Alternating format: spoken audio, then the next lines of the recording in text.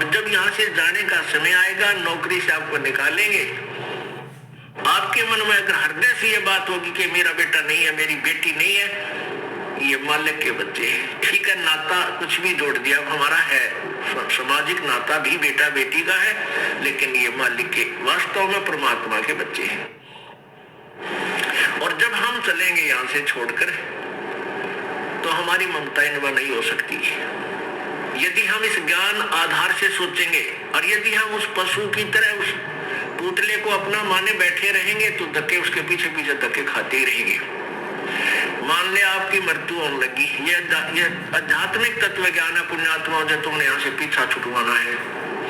यदि आपको ये ज्ञान हुआ नहीं, भक्ति कर रहे हो, सुख भी देगा भगवान, आपके दुख भी दूर करेगा, आपको धन भी देगा, बहुत सुख कर देगा, और इस ज्ञान की भूल पड़ते ही आपको यही फंसा लेगा। आपकी मृत्यु होने लगी, आपके पास कोई बेटा या बेटी आकर रोने लग जाएगा, आपकी ममता उसके अंदर फंस जाएगी, क्या होगा मेरे बच्चे का, कौन संभालेगा इसको।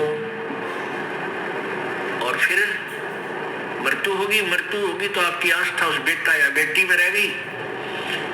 मृत्यु होकर के फिर वही कुतिया आकर बन गया, मन उसी गली में, या कुत्ता बन गया, उड़े सैर सपट्टे करता रहेगा, फिर बेटे भी ना मिलने ना बेटियां दूर बैठ सकता। एक परिवार ने खीर बनाई थी, खीर का पात्र था, उसमें सर्प पड़ गया, पड़ते वो मर गया, अंदर बैठ गया नीचे। वहां उनकी एक पालतू कुत्ती थी, मतलब जैसे वैसे पाली हुई नहीं थी, गली में घूमती फिरती, आ जाती, बैठ जाती, उसको रोटी राटी डाल देती, वो वहां बैठ जाती थी। तो उसने क्या किया, वो सारी खीर पंजे के साथ खिंडा दी, वह डाल दी, नीचे डाल दी। उधर से घरवाला ने देखा, अभी इसने तो भाई कमाल कर दिया, आज तक ये ऐसी गलती नहीं करती थी, आज तक इसने बड़े बड़ा भोजन का नाश कर दिया। उसका तो माया लठ पता गई, क्या करती। फिर वो खीर को संभालने लगे, बाहर नीचे पड़ी थी, तो पड़ी थी, अंदर झांक कर देखा उसमें कितनी बच रही है, उसमें काला सांप, सर्प अंदर पड़ा। और फिर उस पूरे परिवार ने खुशी बनाई, ओहो इस कुतिया ने तो हमारा परिवार बचा दिया। फिर उसने ल्याव पकड़ कर वो अगन बाजे को डर लटला गया। फिर किसी से पूछा, भाई ये कोई वैसे ही कोई मौत होती है?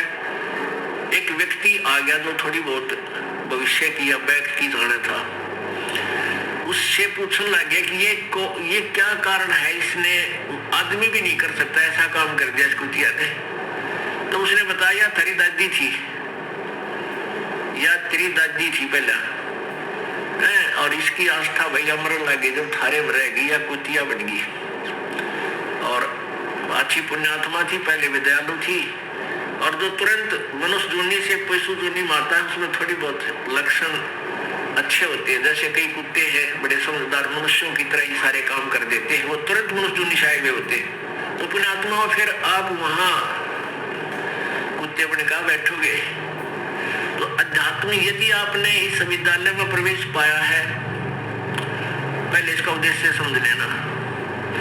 इस विद्यालय का उद्देश्य है आपका यहाँ जन्म मृत्यु से सदा के लिए झंझट छुटवा देना, और सतलोक में वहां भेज देना जहाँ कभी दुख नहीं, कभी मृत्यु नहीं, कोई रोग नहीं, कोई कोड नहीं, कोई आपदा नहीं आती, किसी चीज का अभाव नहीं, जहां हम पहले रहते थे। अब जब तक आप मालिक के चरणों में रहोगे तो यहाँ का सुख तो आपको मिलेगा। आपके भाग्य में ना होगा तो भी दाता आपको देगा। ये दयालु है, ये समर्थ है, इसके पास फुल पावर है। और फिर आपकी मृत्यु तो होगी, क्योंकि यहाँ तो कोई रह नहीं सकता। इस मिट्टी के खिलौनों में कितने दिन रह सकता है? हजार वर्ष तक भी जीवित रह कर देख लिया ऋषियों ने अपनी अटकलों से, आखिर में फिर मृत्यु हुई। यहाँ तो मृत्यु होगी, वो दिन तो डेफिनेटली आओगा जिस दिन आपने यहाँ छोड़ना ही पड़ेगा, चाहे कितना काम रह रहा हो। आज जो स्थिति आपकी है, यदि आप इसको अभी से सेट करके चलोगे कि परमात्मा आपकी इच्छा कभी ले चलियो, यदि आपने मोक्ष उद्देश्य रखना है, उसमें फिर अग्रम अग्रम नहीं रखनी कि यूं काम रह गया, ऐसा नहीं हुआ, भगवान इतना और हो जाता फिर काम बड़ा नहीं। चाहे कभी कहे परमात्मा, चालन की तैयारी करनी पड़ेगी आपने। तो आपने यहाँ से तो जाना ही पड़ेगा। यदि आप श्रद्धा नहीं हटाओगे, यहाँ से आस्था नहीं हटाओगे, तो भी मृत्यु होगी, तो यहीं आ जाओगे। इस ज्ञान को आधार बना के और परमात्मा को साक्षी रख के जब भी चालन की तैयारी आवे, किसी समय आ जा, सहर्ष चल पड़े कि कभी ना कभी तो पीछा यहाँ से छुटवाना ही पड़ेगा। मान लीजिए आप परमात्मा के मार्ग पर लगे हुए हो और आपके साथ कोई ऐसी घटना, वैसे तो मालिक घटना नहीं देता जल्दी से, वो भी आपकी कोई त्रुटि होगी या परमात्मा की कोई और रजा होगी, उसमें वो आपके हित में ही होगी। जैसे जिसको हम अकाल मौत कहते हैं, यहाँ पहले तो अकाल मौत आपकी होगी नहीं, और होगी तो घनी आपके ऊपर मेहर होगी, कोई विशेष कृपा होगी, या आपका नाम टूट चुका हो। प्रथम तो अकाल मृत्यु होगी नहीं इस मालिक के चरणों में आने के बाद। इसके हाथ में है मासा घटे ना चल बढ़े, विधना लिखे जो लेख, और सच्चा सतगुरु मेट कर ऊपर मार दे मेघ। ये वो परमात्मा है जिस लिखे हुए लेख को, प्रारब्ध को कोई भी चेंज नहीं कर सकता। ये परमेश्वर कबीर देव उसको चेंज कर सकता है, उस भाग्य को बदल सकता है। तो ये तो उसके साथ होगा जो हृदय से, तन मन धन से कोई मर्यादा भंग नहीं करता है, प्रभु के चरणों में लगा हुआ है। और दूसरे जो परमात्मा के चरणों में लगे हुए हैं और परमात्मा की कुछ और रजा है कि कई कारण हो जाते हैं पुण्यात्माओं, तो उसको ऐसे अकाल मौत, वो स्वयं ही काल मौत मृत्यु करेगा उसकी, और तुरंत ही उसको दूसरा जीवन देकर पार करेगा। वो उसने अपनी आत्मा को देखना है। हम तो अपना स्वार्थ देखें, जैसे किसी की माँ मर जा, चाहे 70 साल की वरी है, तो याद आवे है कि भाई पाछी बालक खिलाओ थी, पोता ने राजी रखे थी, घर की रुखाड़ करे थी, ये बना मरे तो बढ़िया है। तो हम तो अपने स्वार्थ ने कर रहे हैं। जे उस माता जी का हो जा बीमारी, कोई रोग हो जा, 10 लग जा, खाट पे लेट जाओ, तो हफ्ते अंदर हाथ जोड़ लेंगे सारे, है भगवान माँ की माटी उछलवा ले, परमात्मा इसने उठा दे। तो कहने का भाव ये है कि यदि परमात्मा किसी भी समय पर अपने सच्चे भक्त लगा हुआ ठीक है और उसको ऐसी कोई घटना करता है, ऐसी कोई घटना होती है काल मृत्यु की, 2 कारण से होगी। या तो आपका नाम खंड हो चुका है, उसने आपको काल ले गया, या परमात्मा अपने हिसाब से वहां से तुरंत दूसरा जन्म देकर आपको पार करेगा। अपना आत्मा, हम जैसे दीर्घ रोग है हमारे को जन्म और मृत्यु का एक दीर्घ रोग है, ये कैंसर हो रही है। ये प्रभु का हॉस्पिटल है, ये सतलोक आश्रम बरवाला एंड करो था। जब आप इस हॉस्पिटल में प्रवेश पा लेते हो और आपने उद्देश्य ये होना चाहिए कि मैं इस रोग से मुक्ति पाऊं, तो यहाँ फिर डॉक्टर ने देखना है। जैसे डॉक्टर के पास आप चले गए, आप भयंकर रोगी हैं, फिर डॉक्टर ने ही करना है जो करना है, मरीज की नहीं चलती। वहां पर मरीज की कोई राय नहीं ली जाएगी। डॉक्टर जब चाहोगा इंजेक्शन लाओगा, जब चाहो उसका एक्सरे करेगा, जब उसकी रिपोर्ट लेगा, ब्लड चेक करेगा, ग्लूकोज चढ़ावेगा, इंजेक्शन लगाएगा, और हो सकता है किसी कारण से टांग भी काटनी पड़ जा जीवन बचाने के लिए, तो वो टांग भी काटेगा। तो वहां मरीज अपनी नहीं चलाता है, वो करबद्ध रहता है और डॉक्टर को समर्पण कर देता है कि जो आपको ठीक लगे वही करना। तो यहाँ आने के बाद आपने अपना अगर जन्म मरण का रोग कटवाना है तो परमात्मा डॉक्टर है, कबीर भगवान हमारे इस दास को आपका कंपाउंडर छोड़ रखा है। तो आपको जैसा भी यहाँ हो रहा है उसमें कोई, देखो एक तो आपको गड़बड़ होगी, नाम खंड हो जानते हैं, आपका नाम टूट जाएगा, परमात्मा से आपका कनेक्शन खत्म हो गया। और दूसरा होगा मालिक करेगा, तो उसमें फिर अगरम मगरम नहीं होनी चाहिए, ऐसा क्यों हो गया, ऐसा नहीं होना चाहिए था। तो एक तो तो सावधानी आपने रखना है कि आपका नाम खंड ना हो, मर्यादा भंग नहीं होनी चाहिए। पुण्यात्माओं, आप इस काल के जाल से अपरिचित हो, इस कारण से इस मार्ग को इतना सीरियसली नहीं लेते। आप केवल पहले आते हो सुख के उद्देश्य से कि मेरा ये हो जा, बेटा हो जा, बेटी हो जा, कार हो जा, कोठी हो जा, टोटा दूर हो जा, कर्जा उतर जा, छोटा मोटा को शारीरिक कष्ट है वो दूर हो जा। ये तो आपको फ्री ऑफ कॉस्ट होगा यदि आप सच्ची श्रद्धा से भक्ति करनी प्रारंभ कर दोगे। फिर कुछ दिनों के बाद आपको यहाँ इसलिए बुलाया जाता है भी हर महीने आना है, दूर देश के हैं वो तो दूसरे महीने 1 महीना छोड़ कर आ जाए, 2 महीने छोड़ कर आ जाए। आपको इसलिए बुलाया जाता है कि ताकि आप इसको इतना सीरियसली नहीं लेते, क्योंकि आप इस मार्ग से परिचित नहीं हो। आपको यहाँ बुलाया इसलिए जाता है क्योंकि आपको वहां अपने घर से जब चलते हो तो 1 हफ्ता पहले आप परमात्मा के दरबार में पहुंचने के लिए चिंतित हो जाते हो। तो आपकी वो चिंतन भी मालिक के पुण्य में लग जाता है।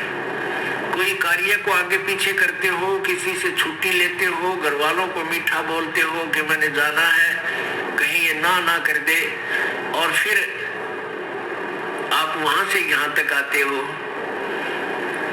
नंबर 1 तो आपको धनी बनाना है, राम नाम का, भक्ति का धनी बनाना है। परमात्मा का विधान है, संत मिलन को चालिए तज माया अभिमाने, जो जो कदम आगे रखे ओहे यज्ञ समाने। जब सतगुरु के दर्शनार्थ आप चलते हो, अभिमान तज माया अभिमान, किसी प्रकार का भी आत्माभिमान नहीं होना चाहिए, ना धन का हो, ना पद और पोस्ट का हो, किसी प्रकार का नहीं हो। जैसे एक रोगी व्यक्ति जिसको पता लग गया कि तेरी जान जाने वाली है और वो डॉक्टर के पास जाता है, चाहे वो कितना बड़ा अधिकारी है और कितना पैसे वाला है, वहां वो अपनी उस पोस्ट और पैसे को नहीं आगे रखता, उसका दिखावा नहीं करता, अपने जान बचाना चाहता है। डॉक्टर जहाँ कहता वहीं लेट जाता है, कपड़े उतारने को कहता तुरंत उतार देता है, कोई रिपोर्ट करवाने के लिए संकेत करता, लिख कर देता, तुरंत उठ कर चला जाता है। तो पुण्यात्मा सत्य दरबार में जब भगत आवे, उसका दृष्टिकोण, उसका उद्देश्य, उसका भाव ऐसा होना चाहिए जैसे सीरियस रोगी, सीरियस पेशेंट और हॉस्पिटल में जाता है, उसमें कोई नखरा नहीं होता। ऐसे जब आप सच्चे दरबार में आओगे,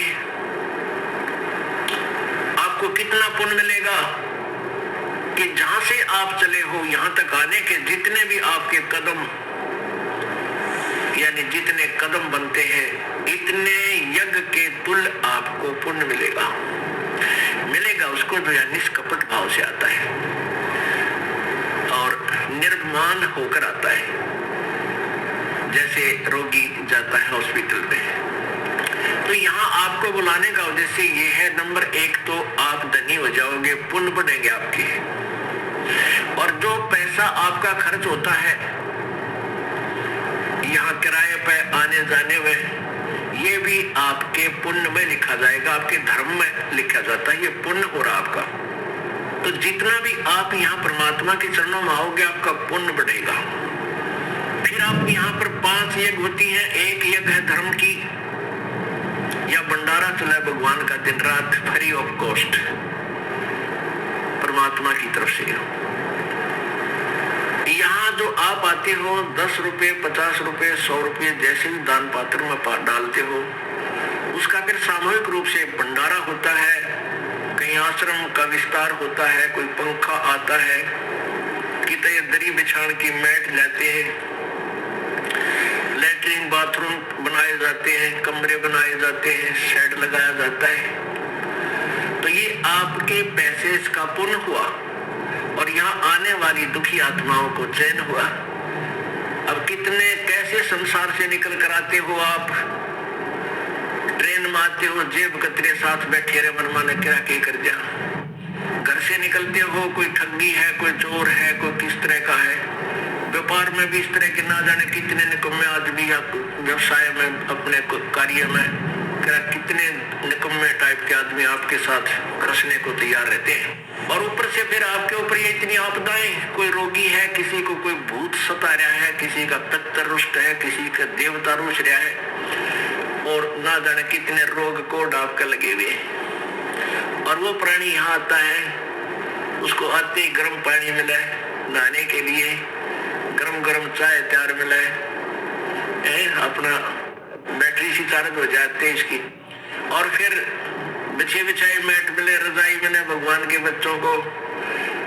और फिर आपको यहाँ अमृत ज्ञान सुनाया जाता है रात्रि के समय, सर्दी का मौसम, ये दिसंबर और जनवरी का महीना, इसमें ओढ़ कर रजाई शाम के समय बैठे मालिक का ज्ञान सुने, परमात्मा का प्रसाद छक के, और अपना कितनी आत्मा प्रसन्न होती है। आधा दुख तो यही बोल लेता प्राणी। तो यहाँ पर कौन आता है? या कोई खाना खाने नहीं आता, या कोई रात्रि को सोने के लिए नहीं आता, या तो परमात्मा के लिए वो प्यारी आत्मा आती है जो परमात्मा के अंश है, जो पिछले जन्मों से उनके चरणों में कहीं ना कहीं किसी ना किसी रूप में वो उनके साथ रहे हैं। अब वो पार हो नहीं पाया, भटक रहे हैं, उनको फिर परमात्मा अपने बच्चों को इकट्ठा कर रहा है किसी ना किसी माध्यम से, कोई टीवी से, चैनल से, या किसी पुस्तक से, या किसी मित्र से, रिश्तेदार से, भाई बहन से अपना संदेश भिजवा कर इनको फिर शरण में ले रहा है। तो ऐसी प्यारी आत्मा जो परमात्मा के बच्चे यहाँ आते हैं, और इनके लिए जो सेवा होती है, ये धर्म यज्ञ है।